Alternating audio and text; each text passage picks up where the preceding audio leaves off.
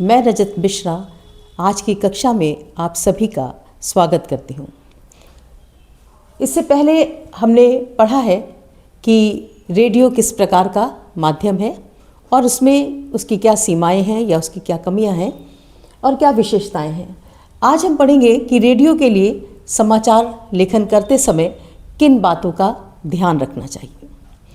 ये बात स्पष्ट है कि जब हम रेडियो के बारे में बात करते हैं तो रेडियो क्या है, श्रव्य माध्यम है, इसको हम सुनते हैं। लेकिन हमारे सुनने से पहले क्या होता है कि रेडियो समाचार कोई वाचक क्या करता है, उसे पढ़ता है, यानी कोई रीडर क्या है, समाचारों को पढ़ता है। तो समाचार की एक कॉपी तैयार होती है। अब वो समाचार लेखन के लिए क्या बातें ध्यान रखें, वो महत्वपूर्ण है कि सबसे पहले साफ़ सुथरी और टाइप्ड कॉपी हो। कॉपी कैसी हो, जिससे हम न्यूज़ पढ़ रहे हैं वो साफ़ सुथरी और टाइप्ड कॉपी हो, और उसमें भी क्या हो, दोनों तरफ पर्याप्त मार्जिन, हाशिया जिसको आप कहते हैं, छोड़ा जाए।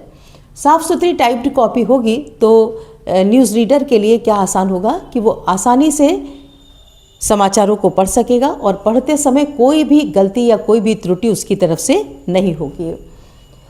कॉपी को ट्रिपल स्पेस में टाइप्ड होना चाहिए, और क्या हो, जो कॉपी हम दे रहे हैं पढ़ने के लिए वो कॉपी कैसी हो, ट्रिपल स्पेस में हो, यानी पर्याप्त जब मार्जिन होगा, जगह होगी, स्पेस होगा, तो पढ़ने वाले से, क्योंकि वो क्या करता है, गति से पढ़ता है, इसलिए उससे क्या होगा, कोई भी त्रुटि या कोई भी गलती नहीं होगी।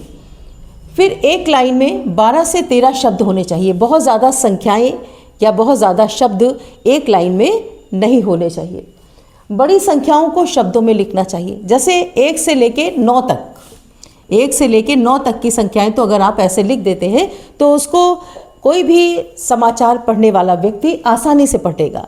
लेकिन जब संख्याएं बड़ी हो जाती हैं तो अगर हम उनको अंकों में लिख देंगे तो वो उस अंकों में ही उलझ कर रह जाएगा, और वो लाख है या करोड़ है या हज़ार है, इनको पढ़ते समय उसे दिक्कत आएगी। इसलिए अगर वो संख्याएं शब्दों में लिखी होंगी, जैसे मान लीजिए लिखा होगा शब्दों में 1,85,678, अब अगर वो शब्दों में लिखा होगा तो उसके लिए जैसे वो सारे समाचार पढ़ रहा है वैसे ही वो संख्याएं भी तीव्र गति से पढ़ता चला जाएगा, कहीं कोई रुकावट नहीं होगी। इसी तरीके से जो डेट्स होती हैं, जैसे मान लीजिए हम कहते हैं 15 अगस्त 1986, इनको भी अगर हमने डेट्स में लिखा तो पढ़ने वाले के लिए, जिस समय वो शीघ्रता से जल्दी से समाचार पढ़ रहा होता है, उस समय उसके सामने दिक्कत आ सकती है। इसलिए अगर ये शब्दों में लिखी होंगी तो उसके लिए क्या होगा, आसानी होगी। तो एक लाइन में 12 से 13 शब्द से ज़्यादा नहीं होने चाहिए। बड़ी संख्याओं को शब्दों में लिखना चाहिए। उससे क्या होगा कि जो समाचार पढ़ रहा है उससे कोई भी गलती नहीं होगी।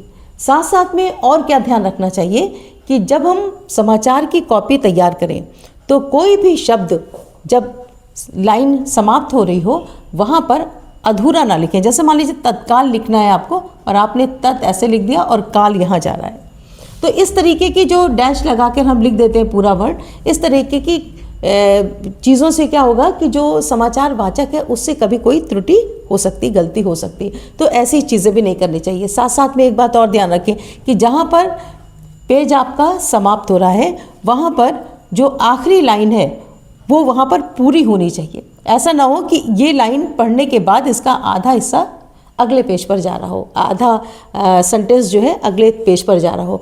तो यहाँ पर ये पूरी तरीके से क्या होना चाहिए, पूर्ण वाक्य में यहाँ पर होना चाहिए।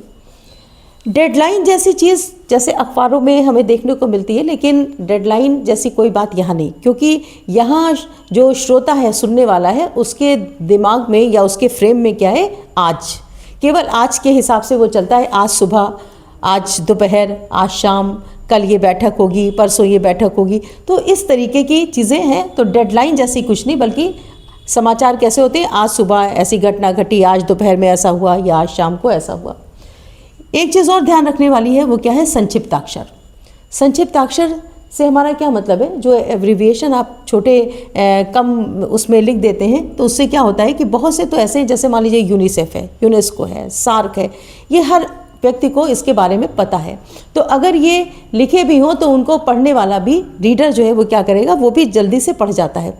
लेकिन अगर और बहुत सारे चीज़ों को जो कि बहुत व्यवहारिक नहीं है या बहुत ज़्यादा सुने नहीं गए हैं, उनको अगर आप ऐसे शॉर्ट फॉर्म में लिख देंगे तो क्या होगा, जो न्यूज़ रीडर है उसके लिए दिक्कत आएगी। तो संक्षिप्ताक्षरों का भी प्रयोग बहुत सोच समझ कर करना चाहिए। किसके लिए? जबकि रेडियो के लिए समाचार कॉपी तैयार हो रही हो, तब उसमें संक्षिप्ताक्षर का प्रयोग बहुत सोच समझ कर करना चाहिए। ऐसे संक्षिप्ताक्षर जो कि बहुत ही व्यवहारिक हैं और लोगों को पता है, उनका तो प्रयोग ठीक है, लेकिन जो बहुत ज़्यादा व्यवहारिक नहीं है उनको पूर्ण वाक्य में ही यानी कंप्लीट सेंटेंस में ही उनको लिखना चाहिए। तो रेडियो के लिए जब हम समाचार लेखन करें तो इस बात का क्या ध्यान रखा जाता है कि जो समाचार वाचक है यानी जो न्यूज़ रीडर है उसके सामने कोई दिक्कत ना आए। इसके लिए साफ़ सुथरी और टाइप्ड कॉपी होनी चाहिए, ट्रिपल स्पेस में उसको टाइप होना चाहिए, दोनों तरफ पर्याप्त जो मार्जिन है वो छोड़ा जाना चाहिए। एक लाइन में 12 से 13 शब्द होना चाहिए। बड़ी संख्याओं को शब्दों में ही लिखना चाहिए और संक्षिप्ताक्षर का प्रयोग बहुत सोच समझकर करना चाहिए। वही संक्षिप्ताक्षर प्रयोग करने चाहिए जो कि बहुत व्यवहारिक है और आसानी से पढ़ते समय बोले जा सकते हैं। तो ये है रेडियो के लिए समाचार लेखन की महत्वपूर्ण बातें। ये भी बड़ा उपयोगी प्रश्न है परीक्षा के लिए, इसे आप तैयार करें और चैनल को मेरे सब्सक्राइब करें। Thank you.